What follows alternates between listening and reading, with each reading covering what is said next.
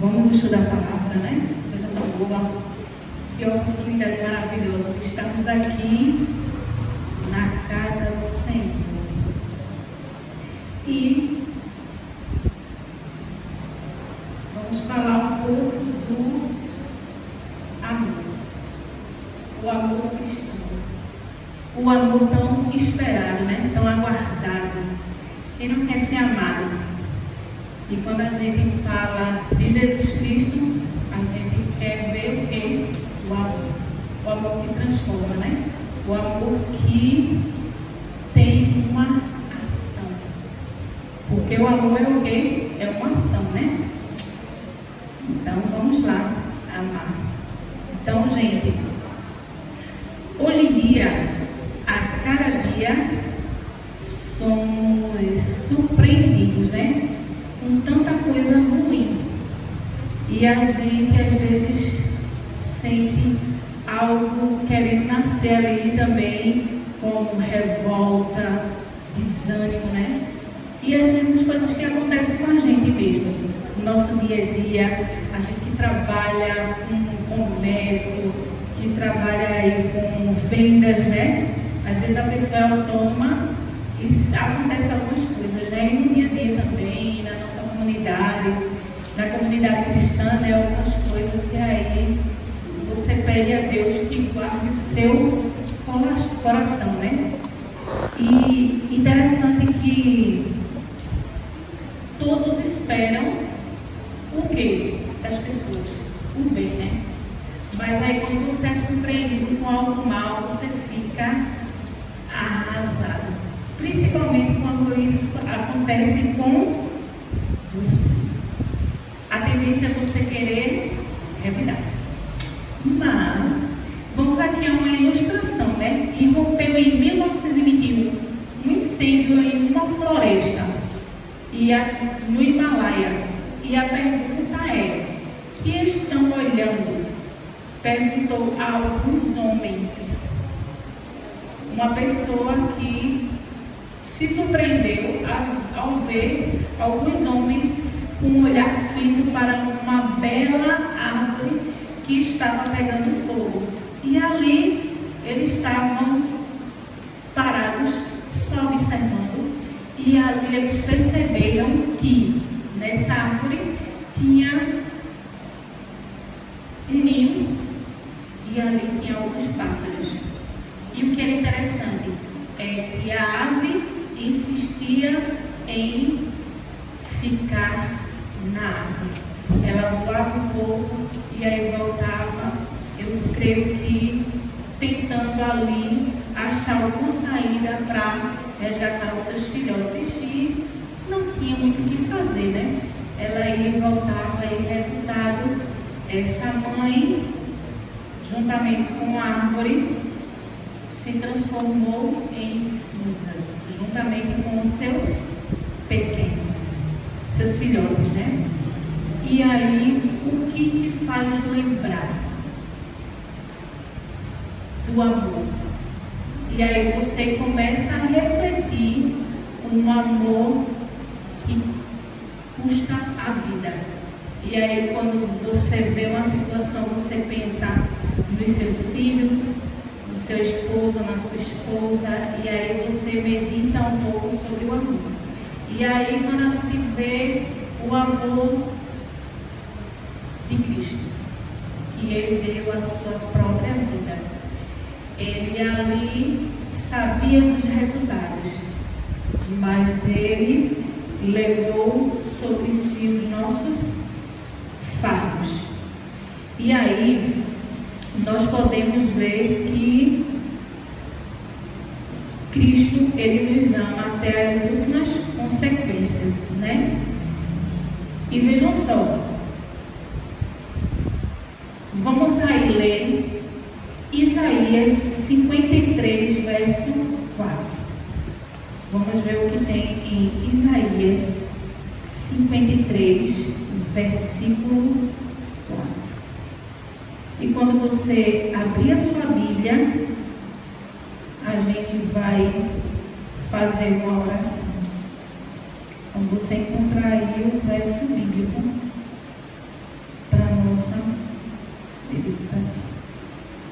53, verso 4. Você encontrou?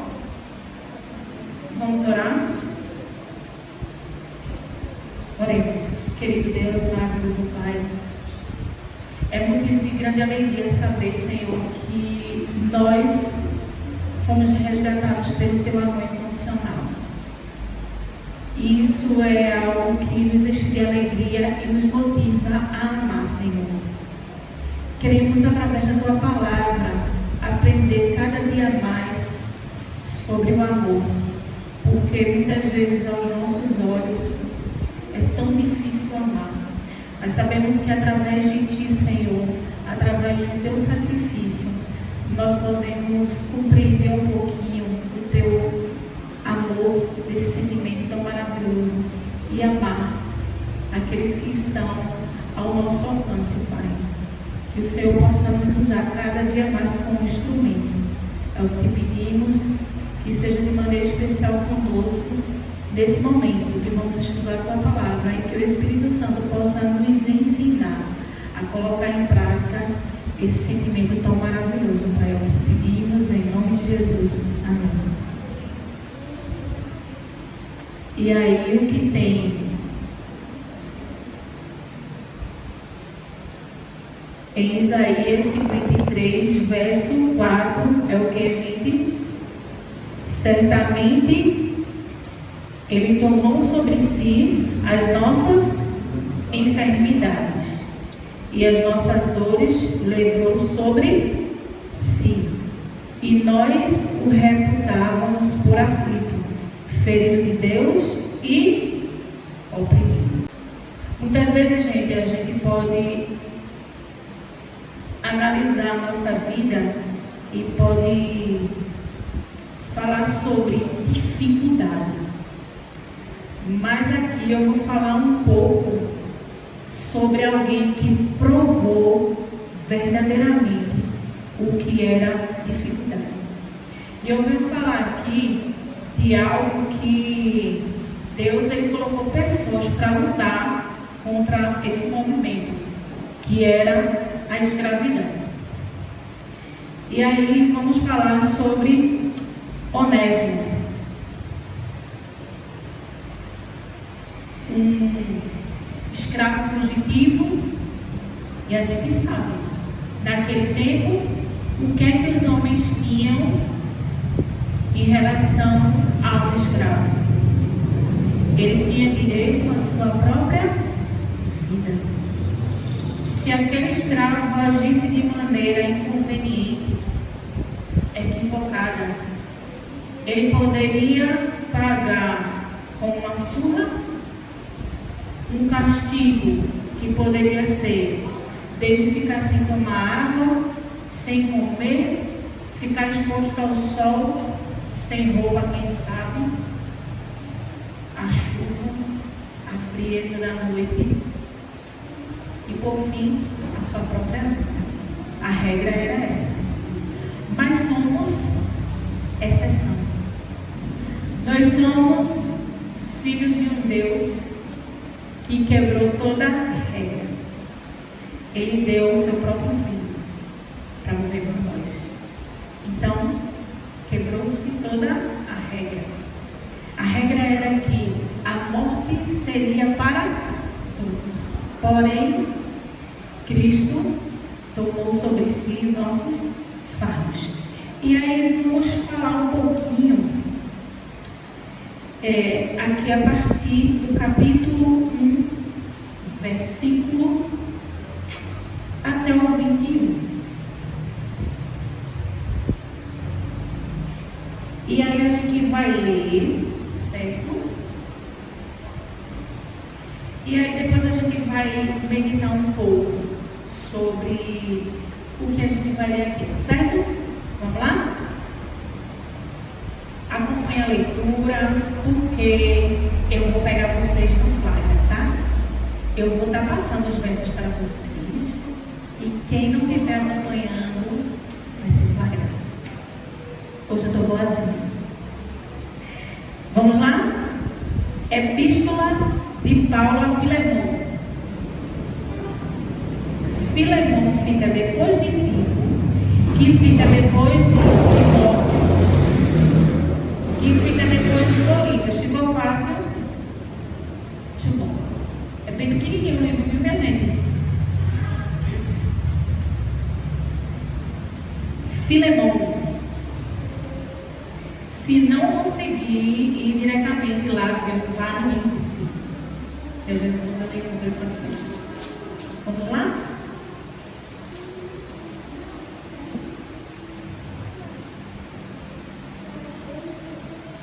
Podemos começar? Vamos? Por favor, todos acompanhem, viu? Vou pegar vocês no flagrante.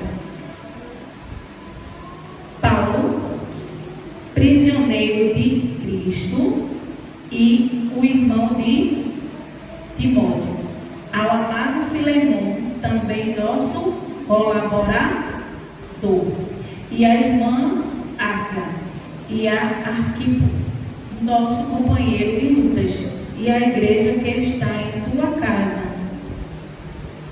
Graça e paz, vós outros, da parte de Deus, nosso Pai, e do Senhor Jesus Cristo. Dou graças ao meu Deus, lembrando-me sempre de ti nas minhas orações. Olha aí que parte importante. Paulo intercedia, viu? Estando ciente do teu amor e da tua fé que tens para com o Senhor Jesus e todos os santos, para que a comunhão da tua fé se torne eficiente no pleno conhecimento de todo o bem que há em nós para com Cristo. Verso 7, Manu.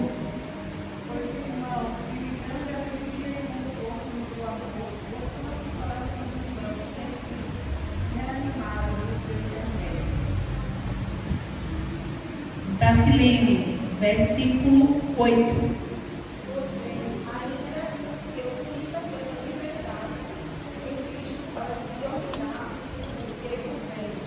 9. Prefiro, todavia, solicitar o amor, sendo que sou mal, velho e agora até o prisioneiro de Cristo Jesus. Maurício, 10. Sim, solicito-te em favor de meu filho Onésimo, que gerei entre algemas. 11. Ele antes te foi inútil, atualmente, porém, é útil a ti e a mim. Vamos parar aí um pouquinho, né? Para a gente meditar aqui, que já tem bastante coisa, né? Então, gente, vocês sabem o significado do nome Onésimo? Quem aqui sabe? Útil. Olha que nome propício. Então ali era o que ele significava. Ele era alguém útil. Mas aí o que é que você lembra, donas de casa? Utensílios, algo útil, né? Seria o nome que você colocaria no seu filho. Então vejam só. Paulo não mostrou interesse por Onésimo, algo digno de ser imitado. Vejam só. Interessante que muitas vezes a gente olha para as pessoas e não consegue ver o valor das pessoas. O interessante é que Cristo e Paulo, eles perceberam aqui a importância de Onésimo.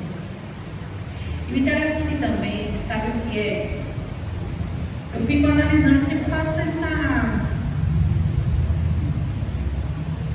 essa ligação na minha cabeça. Quando eu vejo alguém que chega a Cristo por intermédio de alguém que foi salvo, principalmente alguém que foi salvo há pouco tempo, eu digo assim, Senhor, como tu és maravilhoso. salvasse tal pessoa para chegar a tal pessoa, que eu não chegaria. Né? E quando você olha aqui, ele já tinha um relacionamento, né, com o dono daquele escravo. Então ali, quem mais poderia interceder? Aquela pessoa que era tão querida. Eles tinham um relacionamento muito próximo, né? E aí ele demonstrou interesse em ajudar, em fazer alguma coisa. Porque imagina você, o escravo, chegando lá, né? E dizendo, eu quero voltar. Que na verdade, qual era o sonho de Onésimo? O sonho de todo mundo, liberdade. Você é liberto em Cristo. Então você aprendeu que Cristo lhe libertou. E aí? Essa liberdade que Cristo lhe deu, você pretende ter uma ação. Mas aí Paulo convenceu Onésimo a voltar. E aí o que foi que ele disse? Estou eu morto. Chegando lá, eu já sei de tudo o resultado, eu não vou querer voltar. E aí Paulo disse, não se preocupe, eu vou interceder por você. E aí ele se preocupou com a vida de Onésimo, de Filemon, e mostrou que a importância e o valor que aquele homem agora tinha diante de Paulo e diante de Deus. O interessante é que muitas vezes a gente precisa voltar, mesmo que a situação não pareça a melhor. E muitas vezes a gente analisa e diz assim, por que eu preciso voltar para ali? Não queria, Deus me libertou. E a gente analisa isso, sabia, gente? Mas muitas vezes a gente vai precisar voltar para que alguém seja resgatado, alguém seja transformado. Haja mudança, mesmo que seja desconfortável, mesmo que a gente precise voltar como Onésimo para a vida de escravo. Mas a gente tem uma missão, e a missão que Deus nos deu, a gente não sabe, ou a gente não vai entender hoje. Mas lá na frente a gente vai poder, face a face, dizer assim, Senhor, por quê? Por que comigo? Né? A gente vai entender, eu creio. Então vejam só. Vamos continuar aqui, né? Ele antes foi inútil. Atualmente, porém, é útil a ti e a mim. Então ele precisava se tornar inútil para Filemon. Quando? Quando ele saiu, quando ele fugiu. Para que agora ele se tornasse útil para Filemon, para Paulo e para quem? Para Cristo, a serviço de Deus. Então, vejam só, o interessante é que quando Paulo, logo no início, falou e ele deu ali as saudações, ele se identificou como o quê? Prisioneiro. Então ele fez o quê? Ele se igualou a quem? A Onésimo. É você ser o quê? Solidário. Né? Tem outra palavrinha, como é o nome da outra palavrinha? Você está tendo empatia. Você está se colocando no lugar daquela pessoa. E aqui, no verso 12 diz assim, ó, eu te envio de volta em pessoa, quero dizer, o meu próprio coração. Eu queria conservá-lo comigo, mesmo para, em teu lugar, me servir nas algemas que carrego por causa do Evangelho. Nada, porém, quis fazer sem o teu consentimento, para que a tua bondade não venha a ser como que por obrigação, mas de livre vontade. Pois acredito que ele veio a ser afastado de ti temporariamente, a fim de que o recebas para sempre, não como escravo, antes, muito acima de escravo, como irmão caríssimo, especialmente de mim e com maior razão de ti, por quer na carne, quer no Senhor. Se portanto me consideres companheiro, recebo-o como se fosse a mim mesmo. Filemão capítulo 1, tá bom?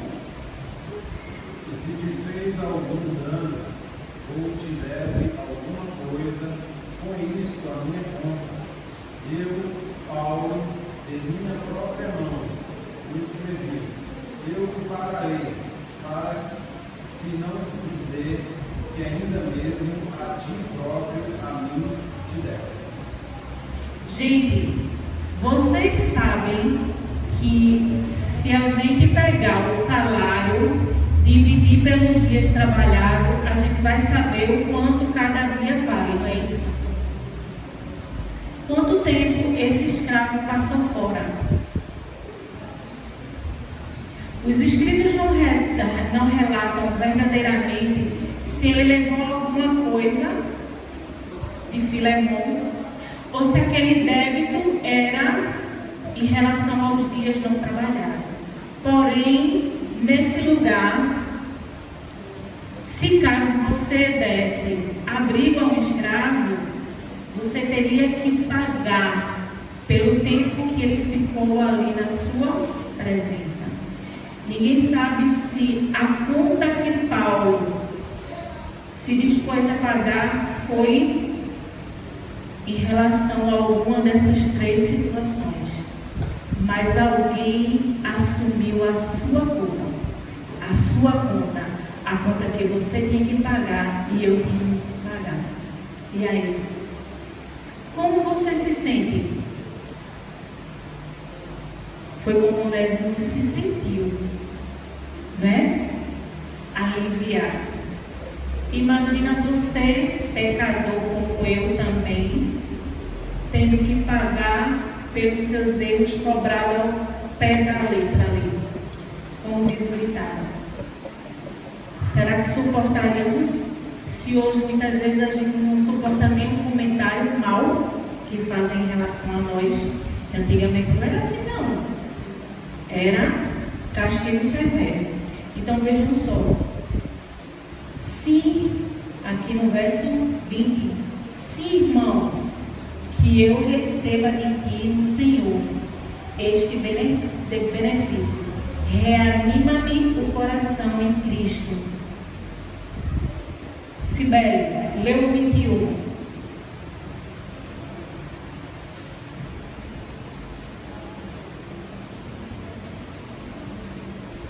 De Filemão 1.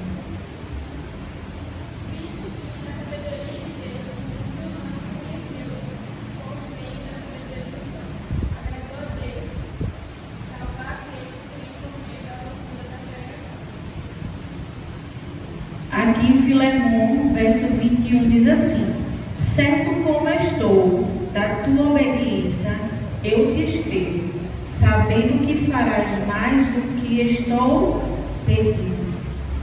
Então ali, gente, Paulo demonstrou confiança em quem? Em quem iria receber aquela carta. Paulo, ele foi o quê? Otimista. E o que foi que Paulo fez? Ele confiou na obediência de Onésimo. E na obediência de quem? De Filemão. Gente, é muito importante a gente, primeiramente, conhecer a Deus. Porque se a gente não conhece a Deus, a gente não tem como levar Deus para as pessoas. E Paulo aqui, ele foi maravilhoso. Mas a gente sabe como defender um amigo, não sabe? E eu aqui vi que ele lutou com todas as suas forças, através das palavras, para defender um amigo. E aí, irmãos, a gente vai para a segunda ilustração, que fala de um homem que ele morava no interior de Pernambuco, numa cidade com mais de 70 mil habitantes. E nessa cidade, quando diz assim, mora um homem que tinha aceitado Jesus ainda criança, mas na juventude abandonou Jesus para gozar dos prazeres mundanos. E ele diz: tive a oportunidade de conhecê-lo quando tinha seus 40 anos. E como estava esse homem? Vivendo no mundo dos vícios. Achava-se muitas vezes caído na rua, sempre brigando com a esposa, e tinha perdido a confiança dos pais, dos amigos, da esposa, dos filhos, e ele agora era um andarilho. E aí aconteceu que esse homem percebeu a situação dele, e aí ele se aproximou. Não é todo mundo que tem essa coragem não, viu minha gente? E aí Deus colocou no coração dele para ele ficar cuidando daquela pessoa. E por muito tempo ele passava na rua, via aquele homem jogado no chão, e pegava ele, levava para casa, ele alcoolizado. E isso se repetiu várias vezes. Mas ele não desistiu. Continuou lutando por aquele amigo que deixou no coração para cuidar dele. Gente, sabe o que aconteceu? Ele agora é um dos professores da escola sabatina, na igreja adventista. Mas teve que alguém amar aquele homem. E alguém teve que ser Jesus para aquele homem. E alguém teve que dizer assim: eu vou crer mais uma vez que ele vai ter jeito. E sempre quando ele levava aquele amigo lá tombando para casa, ele tinha aquele mesmo sentimento de amor e de cuidado. E a pergunta que fica para nós hoje: estamos dispostos a amar? Até que ponto? Cristo nos amou até a última consequência. Pedido para nós levarmos alguém para casa, orar por ele, visitar. E tantas e quantas vezes esse homem foi chamado: você pode ir na minha casa, orar comigo, com a minha família? E ele dizia: vou, com certeza. E depois de tantas quedas e tantas vezes que o amigo levantou para ele, aquele homem sarado, curado e resgatado. Que possamos fazer algo por alguém, porque Cristo fez por nós. Essa é a minha vontade, é que eu possa fazer por alguém, que Deus possa cada dia renovar as misericórdias dele no nosso coração, porque a dele é diária, se renova, mas muitas vezes a gente até pronuncia: desista, não façamos isso.